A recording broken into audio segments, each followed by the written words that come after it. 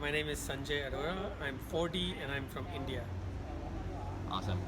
Um, so you're born and raised in India, been there your whole life? Yeah, I was born and raised in India. I moved to the US when I was 21, and I've just been living all over the world since then for the past 20 years, just been moving around quite a bit. Nice. Is this your first time to Thailand? No, it's actually my fourth or fifth time, and I used to go party in Phuket quite a bit. But last year I discovered Chiang Mai, and this is just a whole different place, and I like it way more than any other place. So yeah, I'm here. Fantastic. What's it like growing up in India? India is. It depends on. When you're growing up in India, you haven't seen the other parts of the world, so I guess it's the same as anywhere else. But there's a lot of random stuff happening around you. It's less organized. I see. Yeah, way more people. It's crowded. So yeah, that's how it is. Is it a humid climate like Thailand? It's tropical. Uh, Big cities have more pollution, like Delhi has more pollution, but smaller cities you'll find similar climate like Thailand. Yeah, yeah. Nice. What's the terrain like for cycling in India? Yeah, that's a good question. So cycling in India is again very disorganized. The traffic is very disorganized. So you're almost like playing a video game. There's cars, buses, motorbikes, cattle, dogs, horses, everything on the same road. It's a good training ground if you want to, if you want to cycle in the city. It's a fantastic training ground. You're always on your feet. You're always looking out for things coming your way. But once you get used to it, it's fun. And a lot of people do cycle in India, and it becomes just part of the whole maneuvering the traffic. It just becomes second nature after a while. But it's good. I still ride a bicycle in India. Yeah. Nice. How long have you been cycling actually? Oh, since I've known myself, my dad got me a bicycle when I was 6. When I was 8, I used to carry my brother and my sister on the front and the back to school. So we were tripling on a cycle, and this isn't unusual in India. You'll find a lot of kids tripling on a bicycle in India. So yeah, I've been cycling all through my life. What is it that inspires you about cycling? So yeah, when my dad got me a bicycle, it was just the default nature because in India people didn't have money to buy cars at that time. Uh, when I was growing up, majority of the people just used bicycles. Scooter was a new thing. When my dad bought a motorbike, it was the first one in the neighborhood. So it was just being poor. But now that I've lived in the West, and I've lived in cities that are cycle friendly, like Utrecht, Amsterdam, Montreal, versus cities which are not cycle friendly, like Dallas, Texas. Cycling is a whole different philosophy towards life. When you're riding a car, you're inside a box. But when you're going on a bicycle, you are outside, you're free. Cycling actually denotes kind of a freedom. You don't have to buy oil, you don't have to buy anything expensive from the car company, you don't have to buy insurance. The amount of space that you occupy is really, really low. And you can see people, like when I'm riding a bicycle in my hometown in India, or even in Chiang Mai, 70% of the time I'll meet somebody on the way. I'll say, hey, how are you? Hey, hello, how are you? And it just makes your day, and it's a more street culture, you know. Nice. And cycling doesn't create divide. When you're in a car, the first thing you see is which car it is. So whether it's a Toyota or a Mercedes. But when you're in a cycle, you don't see which cycle it is. You see who the person is, and you say hello to the person. It's a big difference. Cycling changes the whole life in a city. That's amazing. That was a great that was a great answer. Wow, that was so good.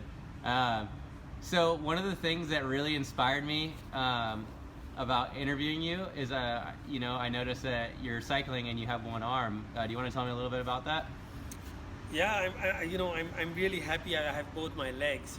Touch wood. I cannot thank God enough that if it had to be one limb, this was the most spare amongst the four limbs. I'm really lucky, and you know, initially it was a balancing challenge, but since I've been riding all throughout my life, adjusting to it was fairly easy. Um, but I've seen people who have a broken leg and they ride the hand cycles. I've seen that in Chiang Mai, and that's just phenomenal. That's amazing.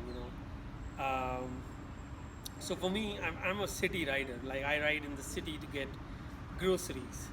But last year in the Chiang Mai Vegan Cycling Festival, a girl from the US, she lended me her bicycle and she said, no, you have to come up to the mountain. And she actually, brought bananas, brought a drink for me, and it was just amazing. And this place, cycling wise, I think this is one of the best cities. It doesn't rate that well in many of the magazines, but the people here are friendly, and it just makes you want to cycle more.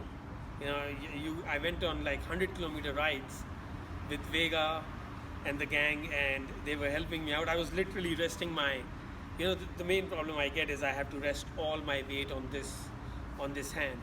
So I'll get a prosthesis. I'll get a prosthesis where I can rest the weight on both the hands, and I can do more than 100k. But for now, uh, I've had people helping me out. You know. Awesome. What's been your biggest challenge being in Thailand? Thailand is an easy place to be in, and one of the reasons why I moved here is because for a person like who's technically handicapped, you have access to a lot of resources. So it's an easy place to be in, but I really think language is a challenge. If you know the language, your quality of life just goes way high. But other than that, people are super friendly. Food is great. Chiang Mai, you get a lot of vegetarian, vegan food. It's fantastic. The weather is super helpful. It's very easy, mild. So, yeah, not too many challenges coming over here, even for a person, with a little bit of disability. So, if others want to come to the festival, I would say there's nothing better. Like, there's no vacation better right now. And even with your arm, you're still able to put in a decent amount of miles every week, right? Yeah, absolutely. I mean, the one thing is I always see, it's not just that I don't have an arm. I get a couple of friends together and we have collectively 4, 5, 6 hands. The other day, Jonathan went on a ride with me. We went about 40 kilometers just to have lunch. It was fantastic. So, yeah, you always are able to get friends, and the people are more than willing to help you out. So, Nice. yeah. Do you actually live in Chiang Mai right now, like permanently, or are you visiting? I've moved here for the next 6 months. Nice. Yeah, I've moved here for the next 6 months, and then we'll see where I go. Do you have any idea of plans after that? Yeah, I'm working on a program to help other amputees with their rehabilitation, and I'll see where life takes me next. Nice. So, but during the 6 months, that's the plan, to cycle, eat good, healthy, vegetarian, vegan food, and just develop my program. Yeah. Fantastic. Oh, I look forward to seeing that. Keep in touch with that, and then when you get it working, I can share it. Absolutely. Cool. I'll also like to share your Strava down below so people can check out how you're getting it done every week. Yeah. And then before we wrap it up, why don't you tell me a little bit about this film that you're kind of working on for a plant-based diet? Yeah, that's a short, 5 to 10 minute promotional video. It's basically for people who, they are hardcore meat eaters, or they don't believe in a vegan or a vegetarian diet. For me, growing up in India, even if you're a meat eater, you eat meat once a week or maybe once a month. So most of the diet is anyways plant-based, and I didn't even know, that there was such a thing called veganism or vegetarianism, because everybody by default is vegetarian for most of their lives.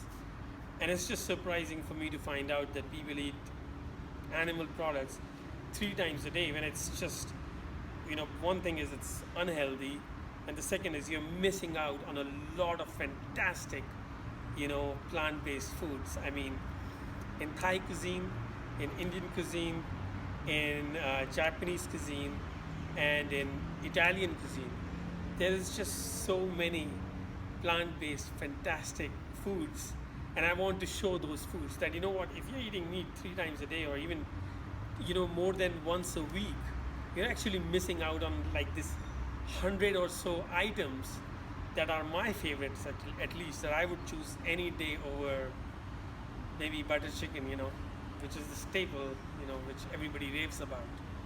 Gotcha. So, yeah.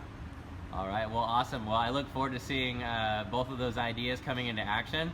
And again, if you share them with me when you get them done, I'd love to share them with all my followers. Thank you. All my subscribers. And thanks a lot for doing this interview. And I can't wait to see everything that you got going on in the future.